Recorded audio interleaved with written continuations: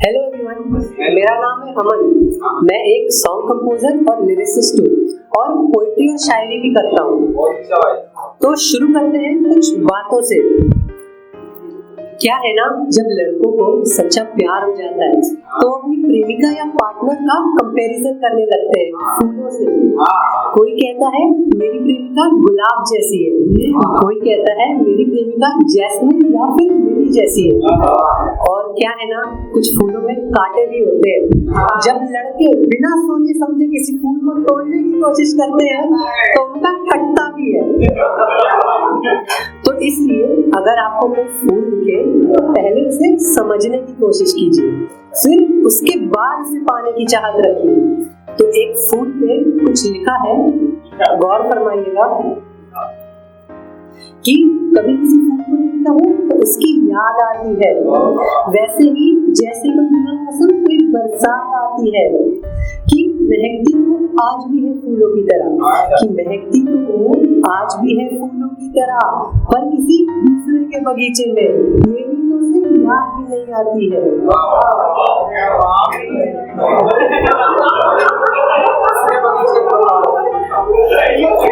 और क्या है ना, जब लड़कों को सच्चा प्यार हो जाता है और एक तरफा हो जाता है तो उनको बुरा तो लगता है।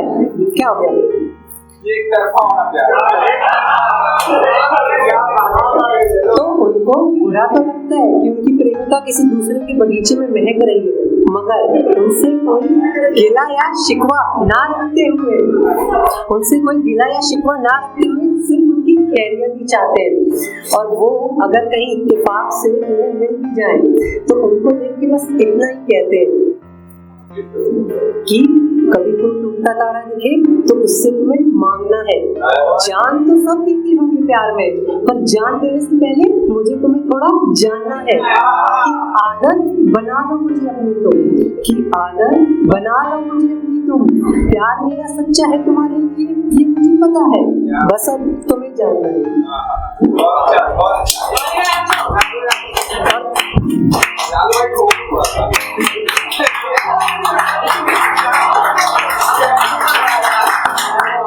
और क्या है ना, ये सुनने के बाद लड़की ने तो कुछ नहीं कहा, मगर उस लड़के को जाते जाते अपना इंस्टा यूजर आईडी नेम देके चली गई। अब लड़के को तो लगा भाई मेरी तरफ से तो मैंने मार दी ताली। फिर वो जल्दी से अपने घर जाता है, इंस्टाग्राम खोलता है और उस लड़की की प्रोफाइल पे पहुंच जाता है और उसको रिक्वेस्ट भेजने से जस्ट पहले उसकी नजर उसके इंस्टा बायो में पड़ती है। बायो देख के लड़का कहता है कि कल भी मिला मुझसे, लगता है प्यार हो गया है। इंस्टा पे जाके उसका बायो चेक किया, लिखती है लोकांत जिस्मानी भूमिका, इश्क मोहब्बत का व्यापार हो गया है।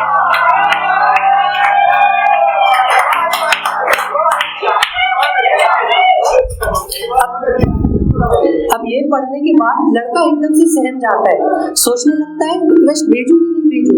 फिर थोड़ी सी हिम्मत करके, थोड़ा सोच विचार करके वो रिक्वेस्ट भेज ही देता है। और क्या है ना, जब से सोशल मीडिया आया है तो लड़कियों ने एक और कला में महारत हासिल कर ली है, इग्नोर करने की, और खासकर लड़कों को इग्नोर करने की। अब वो बेचारा बैठा हुआ इंतजार कर रहा है, 1 हफ्ता हो गया उसको रिक्वेस्ट भेजे हुए, कोई रिप्लाई नहीं कर रही। अब वो भी सोच रहे भाई मैं क्या करूं, मैसेज करूं, क्या लिखूंगा, हेलो हाय, नहीं। वो कहता है कुछ अलग करता हूं। तो फिर लिखता है जैसे किसी को देख के चेहरे पे मुस्कान आ जाए, वो चेहरा हो तुम, बिना कुछ कहे आंखों से सब कहना, मेरे लिए राज गहरा हो तुम। कभी अपनी इंस्टा प्रोफाइल प्राइवेट से पब्लिक करना, क्योंकि आप तो हमें फॉलो करने नहीं देंगे, मगर हम भी तो जाने जरा दिल ये क्यों कहता है कि सिर्फ मेरे हो तुम।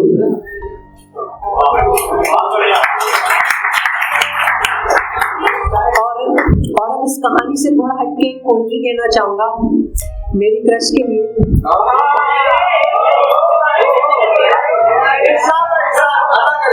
क्या है ना, उसने मुझे ब्लॉक कर दिया।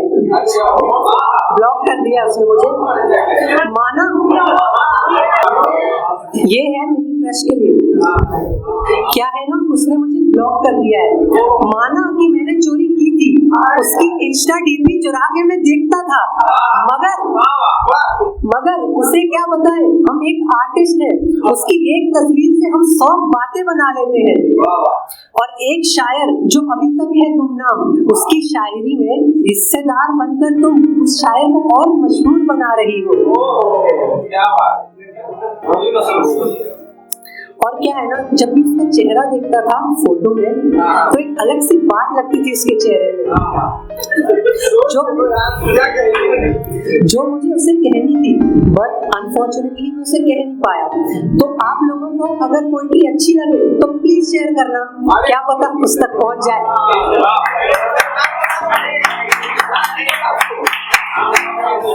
तो गौर फरमाइएगा, बस एक भैया थोड़ी सी बात है,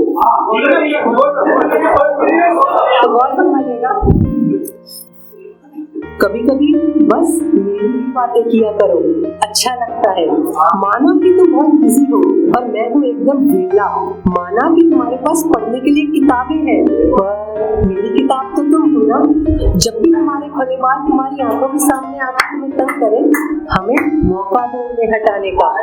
होठ नहीं, होठ के ऊपर जो दिल है उसकी बात करते हैं, होठ नहीं।